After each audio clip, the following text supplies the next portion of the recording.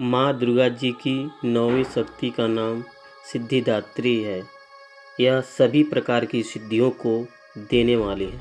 नवरात्रि पूजन के 9वें दिन इनकी उपासना की जाती है। इस दिन शास्त्रीय विधि विधान और पूर्ण निष्ठा के साथ साधना करने वाले साधक को सभी सिद्धियों की प्राप्ति होती है। सृष्टि में कुछ भी उनके लिए अगम्य नहीं रह जाता है। ब्रह्मांड पर पूर्ण विजय प्राप्त करने की सामर्थ्य उसमें आ जाती है। मार्कंडेय पुराण के अनुसार अणिमा, महिमा, गरिमा, लघिमा, प्राप्ति, प्राकाम्य, ईश्वरत्व और वशित्व ये 8 सिद्धियाँ होती हैं। ब्रह्मवैवर्त पुराण के श्री कृष्ण जन्मखंड में यह संख्या 18 बताई गई है। इनके नाम इस प्रकार हैं: अणिमा, लघिमा, प्राप्ति, प्राकाम्य, महिमा, ईशित्व, वासित्व, सर्वकामवासियायिता, सर्वज्ञ, दुर्श्रवण, प्रकाय प्रवेशन, वाक्य सिद्धि, कल्प वृक्षत्व, सृष्टि संहार करणामर्थ, अमरतत्व, सर्वन्यायकत्व, भावना सिद्धि। माँ सिद्धिदात्री भक्तों और साधकों को ये सभी सिद्धियाँ प्राप्त करने में समर्थ हैं। देवी पुराण के अनुसार भगवान शिव ने इनकी कृपा से ही इन सिद्धियों को प्राप्त किया था। इनकी अनुकंपा से ही भगवान शिव का आधा शरीर देवी का हुआ था। इसी कारण वे लोक में अर्धनारीश्वरी नाम से भी प्रसिद्ध हैं।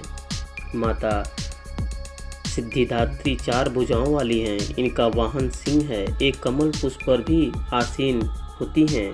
इनकी दाहिनी तरफ एक नीचे वाले हाथ में कमल पुष्प है। प्रत्येक मनुष्य का यह कर्तव्य है कि वह माँ सिद्धिदात्री की कृपा प्राप्त करने का निरंतर प्रयत्न करे, उनकी आराधना की ओर अग्रसर हो। इनकी कृपा से अत्यंत दुख रूप संसार में निर्लिप्त रहकर सारे सुखों का भोग करता हुआ वह मोक्ष को प्राप्त कर सकता है।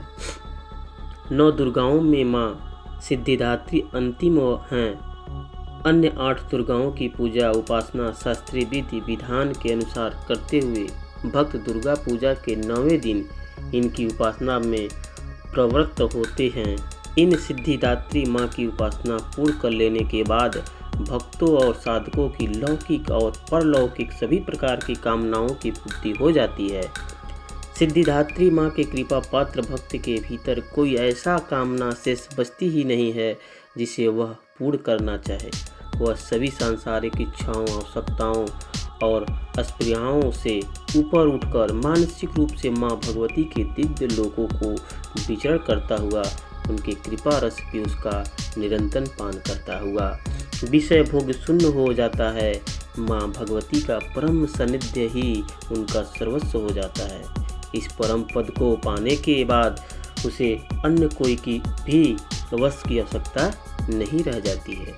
माँ के चरणों का यह सानिध्य प्राप्त करने के लिए हमें निरंतर नियम निष्ठ रहकर उनकी उपासना करनी चाहिए। माँ भगवती का स्मरण, पूजा, ध्यान इस संसार की सारता का बोध कराते हुए वास्तविक परम शांतिदायक अमृत पद की ओर ले जाता है।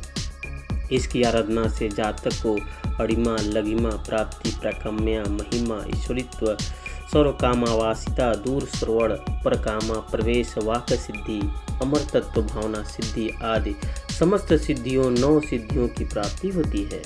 आज के युग में इतना कठिन तप तो कोई नहीं कर सकता, लेकिन अपनी शक्ति अनुसार जब तप पूजा अर्चना कर कुछ तो माँ की कृपा का पात्र बनता ही है। प्रत्येक साधारण के लिए आराध्य योगियों श्लोक सरल और स्पष्ट है। माँ जगदम्बे की भक्ति पाने के लिए इसे कंठस्थ करें। नवरात्रि में 9वें दिन इनका जाप अवश्य करें। आपको सभी मनोकामनाएं पूर्ण होंगी। धन्यवाद।